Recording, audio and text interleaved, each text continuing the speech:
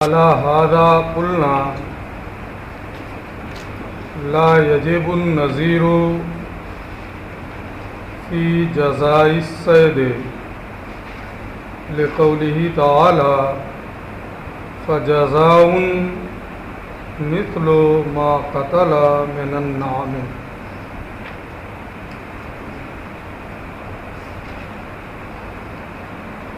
اور اسی بنیاد پر ہم نے کہا ہے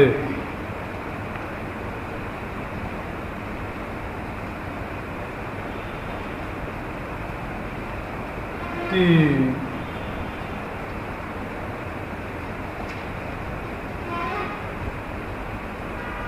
جزائے صید میں شکار کی جزا میں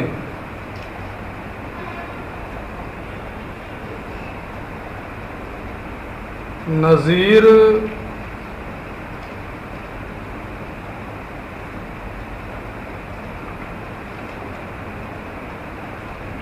واجب نہیں ہے. نظیر سے یہاں مراد مثل ہے، یعنی مثل واجب نہیں ہے. مثل کی دو قسمیں آگے یہ بتائیں گے. ایک مثل سوری اور ایک مثل مانوی.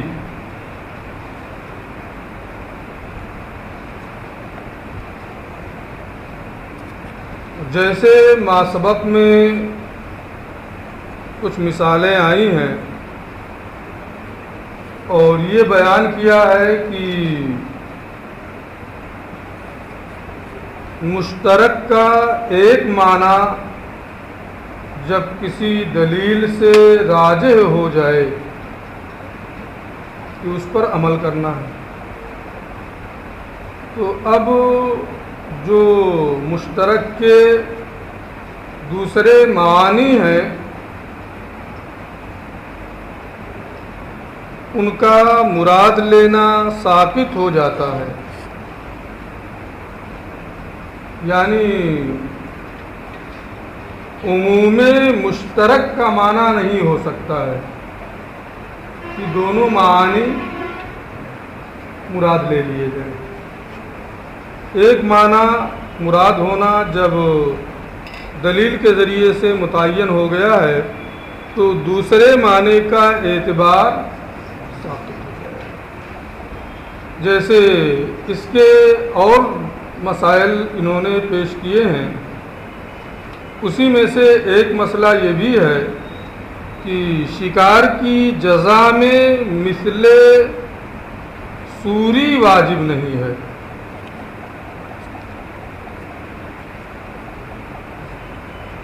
حالت احرام میں شکار کرنا منع ہے، اور اگر کوئی احرام کی حالت میں شکار کرتا ہے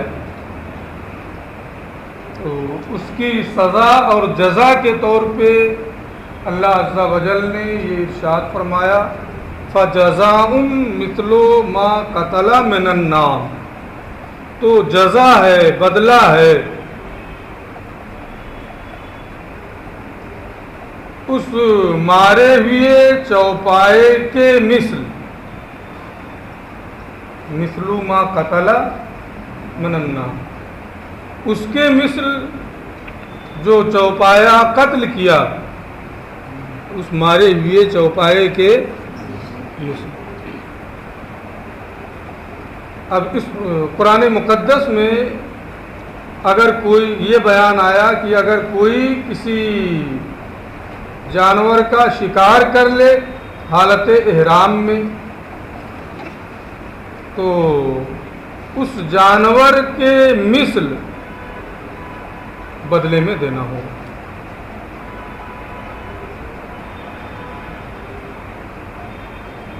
یہی اس کی سزا ہے، یہی اس کی جزا ہے. انہوں نے کیا کہا، دعویٰ کیا کیا اوپر کہ شکار کی جزا میں مثل سوری واجب نہیں ہے،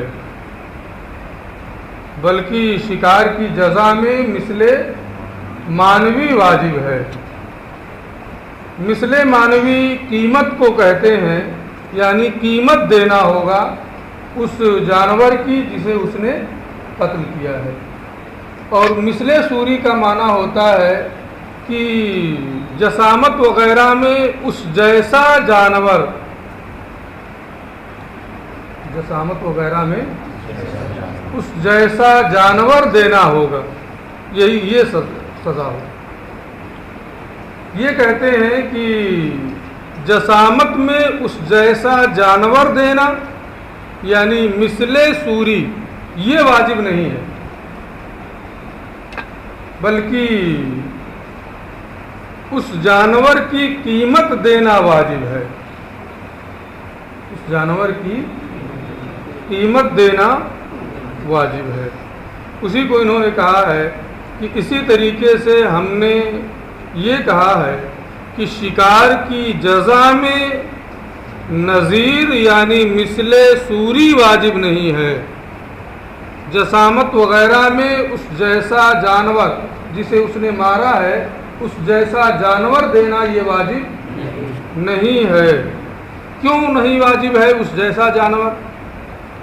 صورت وغیرہ میں، جسامت وغیرہ میں، لقولہ تعالیٰ، کیونکہ اللہ کا ارشاد ہے کہ فجزاؤن تو بدلہ ہے اس کے مثل جو جانور اس نے قتل کیا، جو مویشی جو چوپایا اس نے قتل کیا ہے۔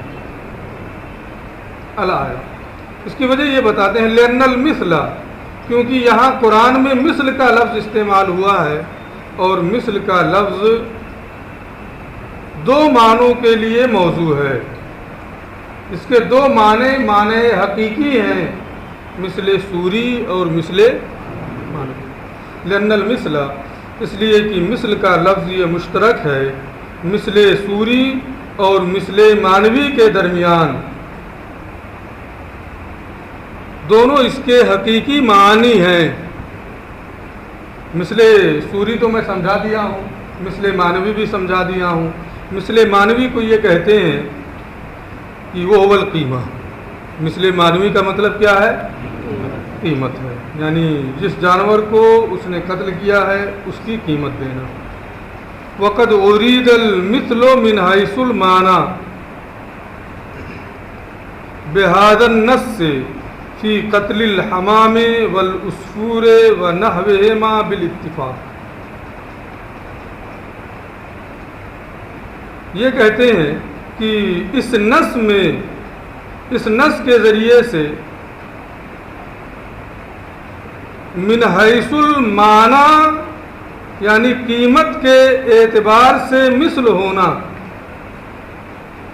اس کو مراد لیا گیا ہے۔ کہاں؟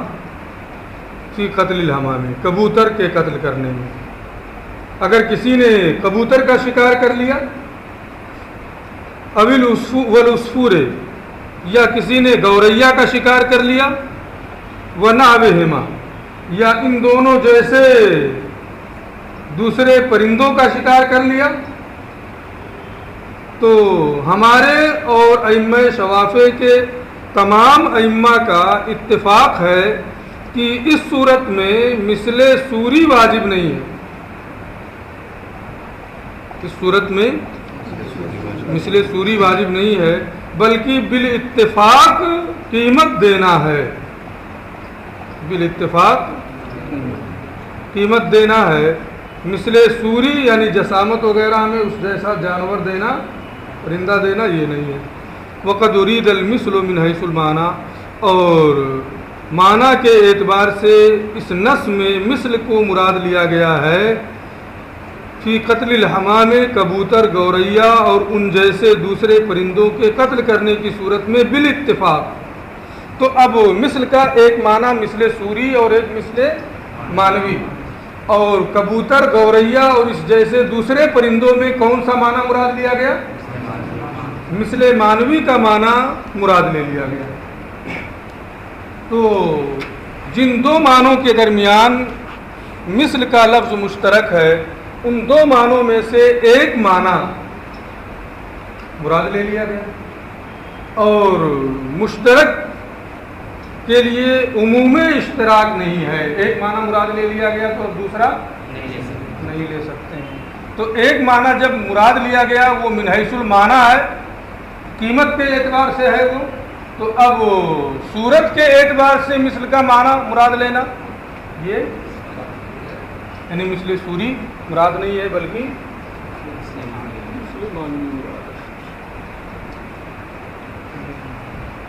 فلا یراد المثل من حیث الصورہ. تو جب ایک معنی اس کا بالاتفاق ایک جگہ مثل معنوی کا مراد لے لیا گیا تو مثل سوری کا کو مراد نہیں لیا جائے گا.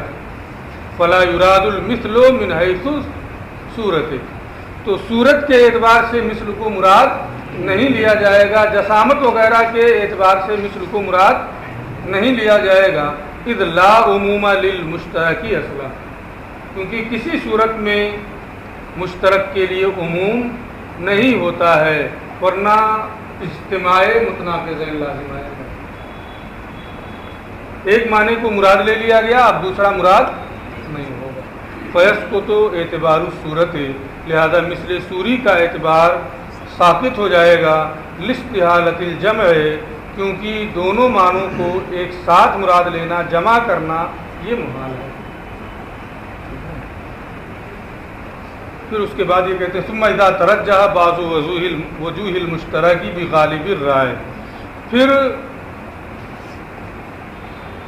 ظن غالب کی بنیاد پر مشترک کے بعض وجہ مشترک کے طریقوں میں سے کوئی طریقہ راجح ہو جائے, مشترک کے معنی میں سے کوئی معنی راجح ہو جائے. پہلے بھی میں اس کو بتا چکا ہوں کہ اگر کوئی لفظ کئی معنی کے لیے مشترک ہو اور ان میں سے کوئی ایک معنی غالب رائے سے ترجیح پا جائے تو اس لفظ کو کیا کہتے ہیں؟ مؤول کہتے ہیں. ثم اذا ترجح بعض وجوہ المشترک بغالب الرائے, پھر ظن غالب کی بنیاد پر وجوہ مشترک میں سے بعض اس کے معنی میں سے بعض معنی جب راجح ہو جائے یسیر مؤولا, تو وہ کیا ہو جائے گا؟ مؤول ہو جائے گا.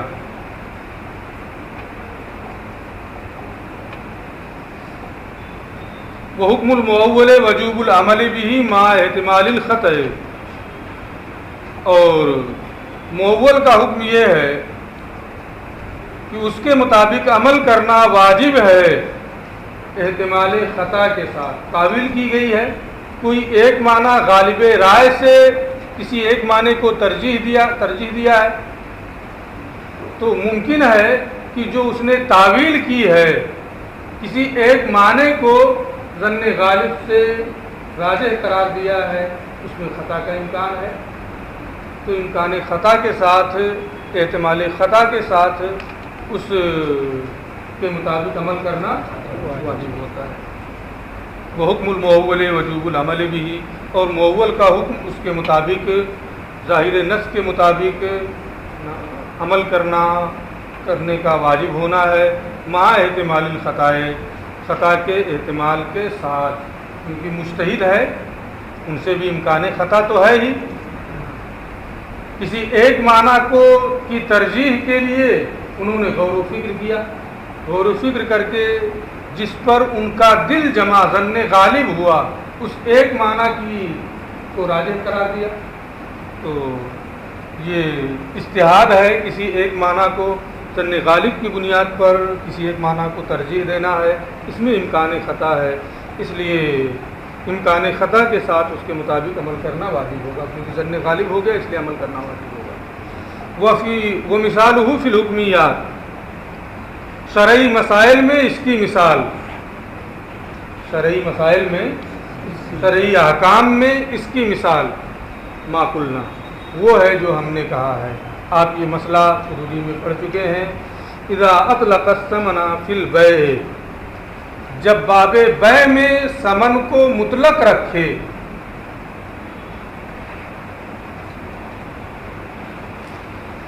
اور وہاں مختلف قسم کے نقود جاری ہوں، مختلف قسم کے نقود جاری ہوں، اور ان کی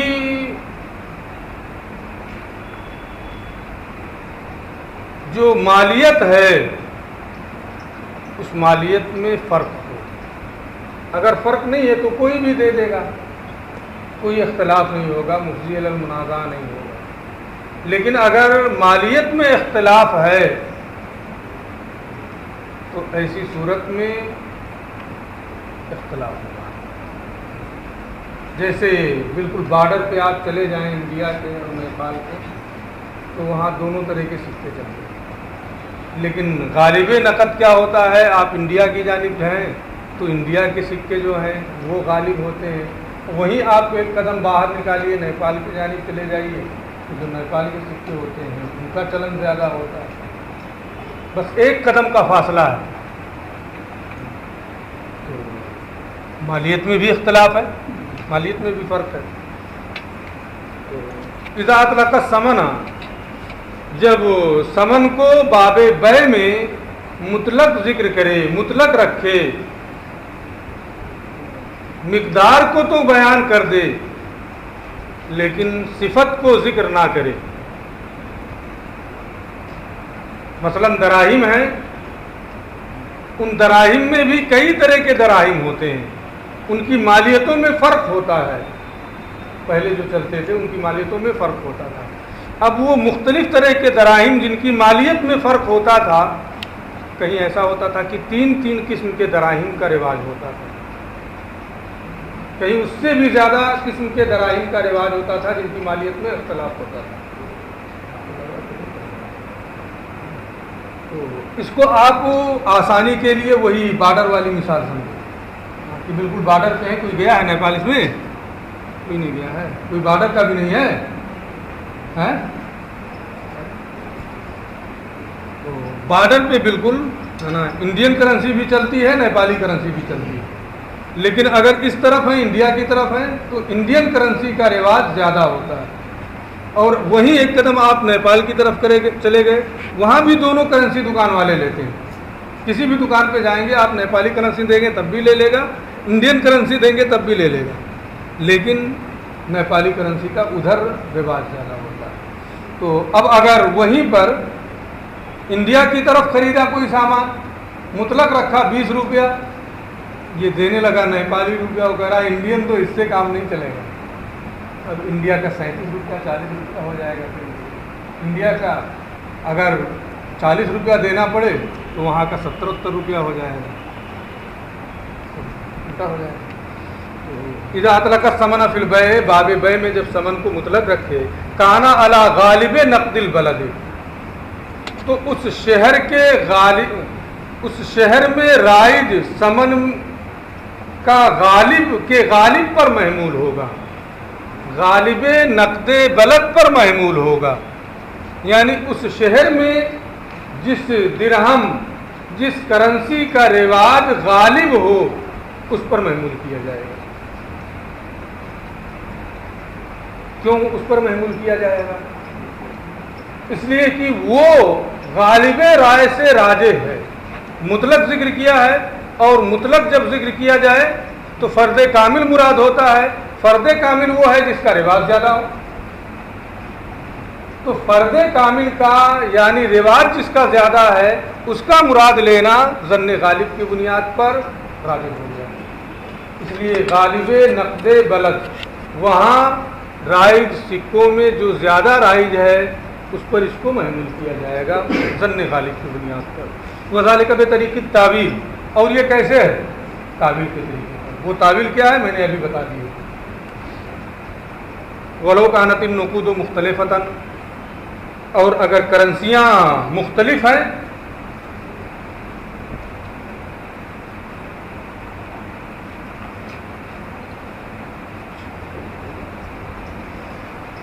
فسد البیع، تو بیع فاسد ہو جائے گی، لما ذکرنا، اس بنیاد پر جو ہم نے ذکر کیا ہے۔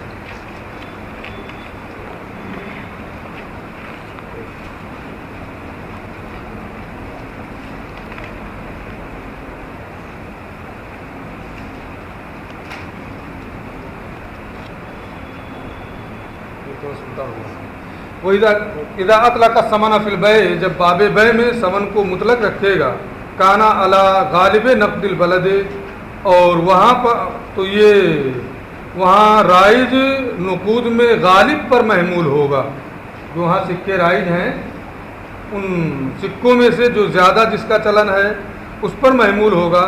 یہ اس صورت میں ہے جبکہ وہاں رائج سکوں کی مالیت یکساں ہو،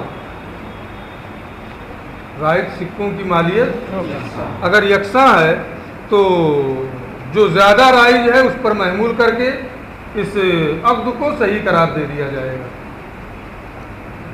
اور غالب نقد بلد کا مراد لینا یہ تعویل کے طریقے پر ہے۔ تعویل وہی ہے جو میں نے ابھی بتائی ہے کہ جس کا رواج زیادہ مطلق ذکر کیا ہے، اور مطلق کا ذکر کرنا یہ فرد کامل کا تقاضا کرتا ہے، اور فرد کامل وہ ہوتا ہے جس کا رواج زیادہ ہو۔ اس لیے جب مطلق طور پہ بیع میں ثمن کو ذکر کیا ہے تو یہ غالب نقد بلد پر، یعنی جس کا رواج زیادہ ہے اس پر اس کو محمول کیا جائے گا۔ ولو کانت النقود مختلفتاً، اور اگر اس شہر میں رائج سکوں کی مالیت الگ الگ ہے، مختلف ہے، تو اگرچہ ایک کا چلن زیادہ ہو، ایک کا رواج زیادہ ہو، دوسرے کا رواج کم ہو، فسد البیع، اس صورت میں بیع کو صحیح کرنے کی کوئی صورت نہیں ہے، بلکہ یہ بیع فاسد ہو جائے گی، کیونکہ جب مالیت میں کرنسی کی مالیت میں اختلاف ہے تو یہ باعث نزاع ہوگا۔ یہ اس کرنسی کو دینا چاہے گا جس کی مالیت کم ہے، اور بیچنے والا وہ کرنسی لینا چاہے گا جس کی مالیت زیادہ ہے، اور یہ دونوں پھر مشترک ہو جائیں گے دو معنی میں، اس کا اشتراک ہوگا دو معنوں کے درمیان کی ایک کی مالیت کم ہے، ایک کی مالیت زیادہ ہے۔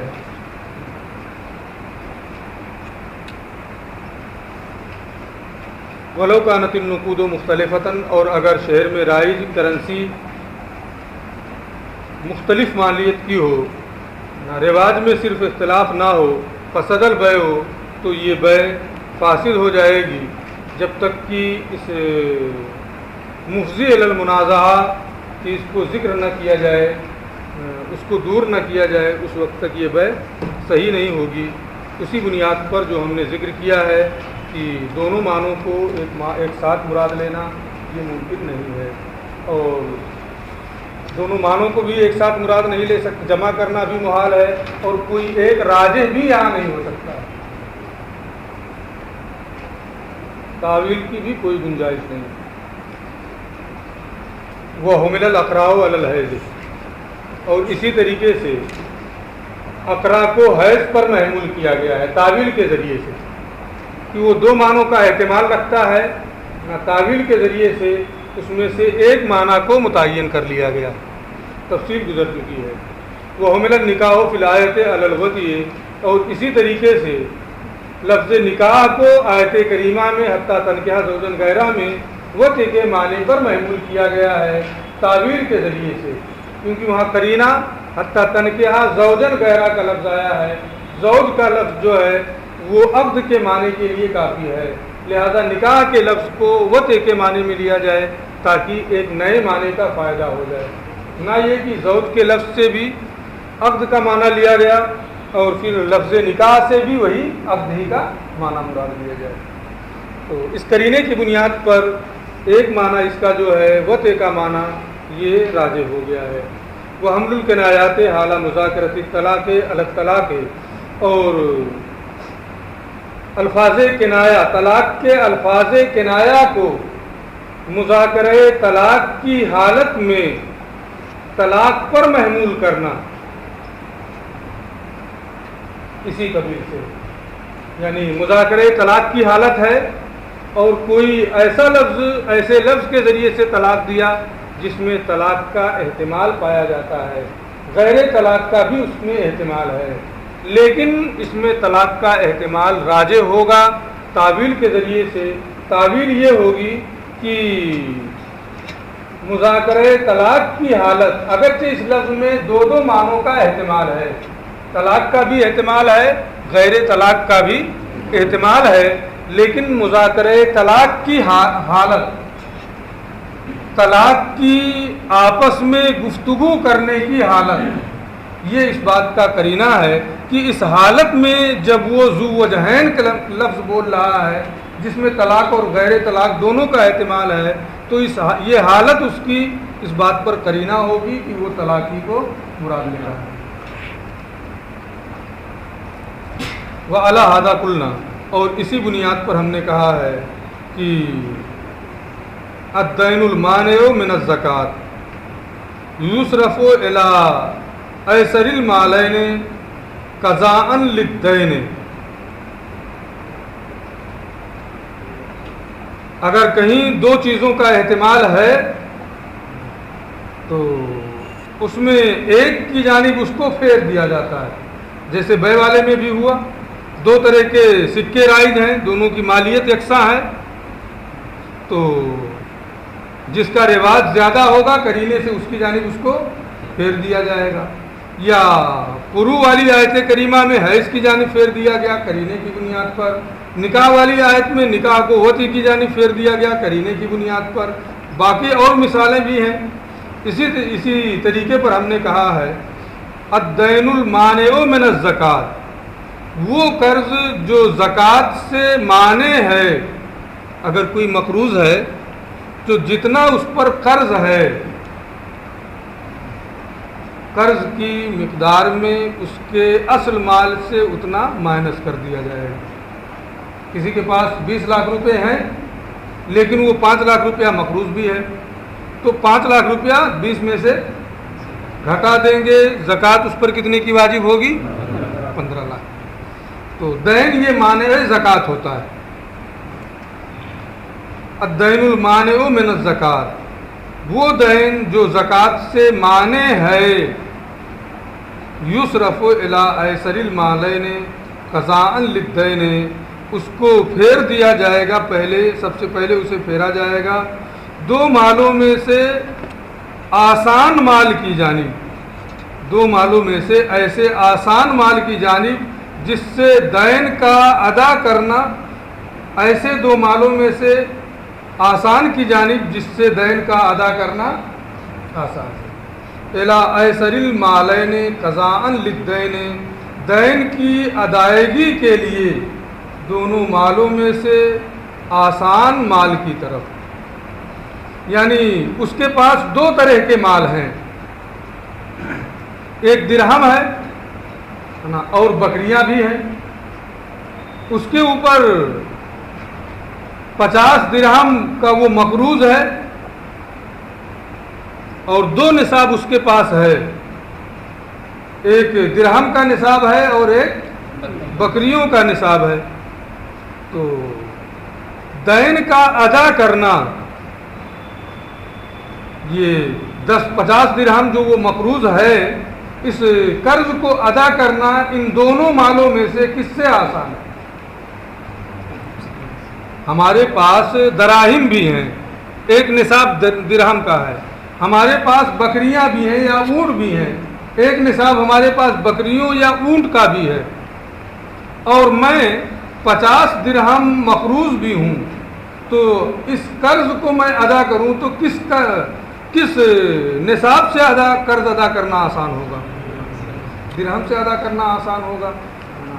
تو دین جو مانع زکوٰۃ ہے، اس دین کو ایسر مالین کی جانب، دین کو جس مال سے آسانی کے ساتھ ادا کیا جا سکتا ہے، اس مال کی جانب اس دین کو پھیر دیا جائے گا، یعنی درہم کی جانب اس کو پھیر دیا جائے گا، اور اگر اتنا مائنس کرنے کے بعد میں اگر وہ بقدر نصاب ہے تو زکوٰۃ ہوگی، ورنہ زکوٰۃ نہیں ہوگی، اور باقی جو دوسرا نصاب ہے اس کی جانب نہیں پھیرا جائے گا، اس میں بہرحال زکوٰۃ ہوگی۔ اگر مختلف نصاب ہیں تو ایک کو دوسرے کے ساتھ نہیں ملایا جاتا ہے۔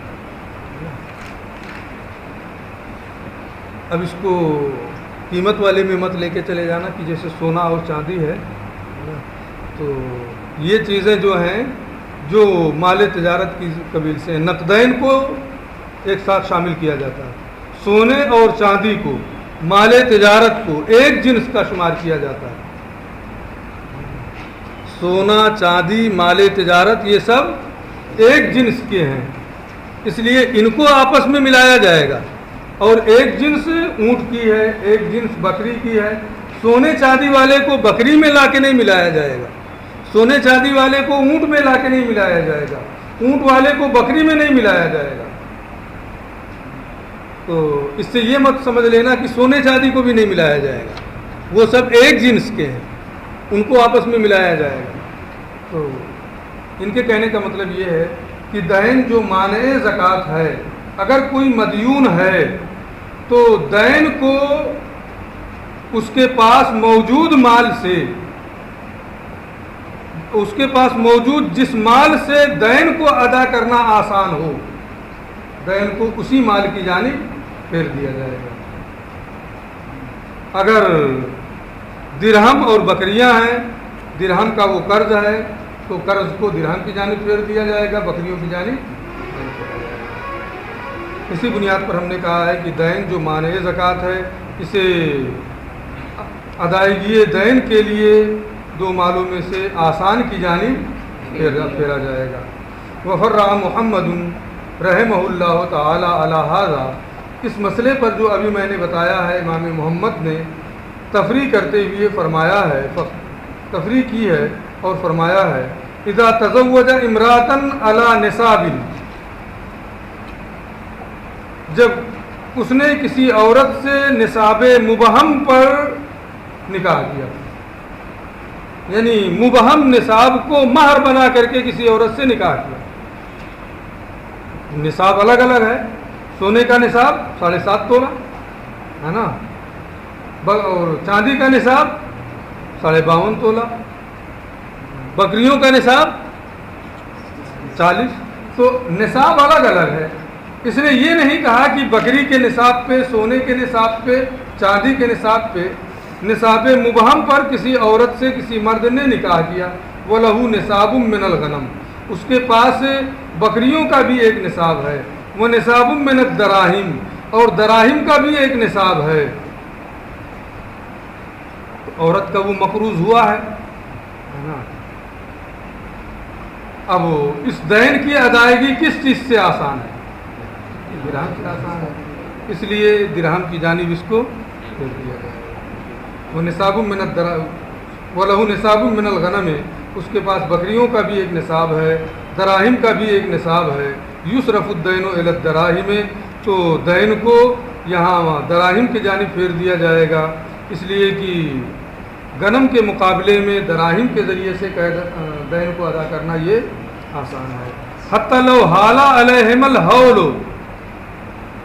یہاں تک کہ اگر ان دونوں پر حولان حول ہو جائے، سال گزر جائے، یعنی اس کے پاس بکریوں کا بھی نصاب، دراہم کا بھی نصاب، شوہر کے پاس ان دونوں پر حولان حول ہو جائے، حتی حال علیہم الحول، یہاں تک کہ ان دونوں پر شوہر کے پاس حولان حول ہو جائے، سال گزر جائے، تجب الزکوٰۃ عندہ فی نصاب الغنم، تو بکریوں کے نصاب میں امام محمد کے نزدیک شوہر پر زکوٰۃ واجب ہوگی۔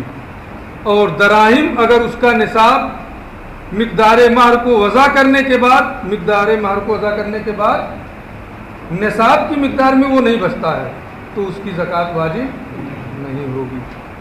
لیکن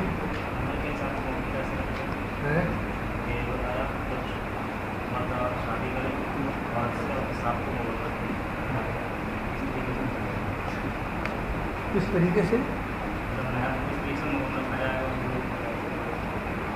اچھا، میں نے سمجھا تو دوسرا سوال کر رہا ہے جو یہاں زیادہ اہم تھا۔ کوئی مشکل نہیں ہے، تو ہر کوئی سمجھ سکتا ہے کیسے مبہم رکھے گا۔ میں نے نصاب زکوٰۃ کو تمہارا مہر بنایا، اب نصاب زکوٰۃ میں مختلف چیزیں ہیں، نصاب زکوٰۃ میں کس نصاب کو مہر بنایا ہے یہ مبہم نہیں، مبہم ہے، اتنا مشکل نہیں ہے۔ یہاں ایک اور چیز ہے لیکن میں اس کو چھوڑ رہا ہوں۔ ہے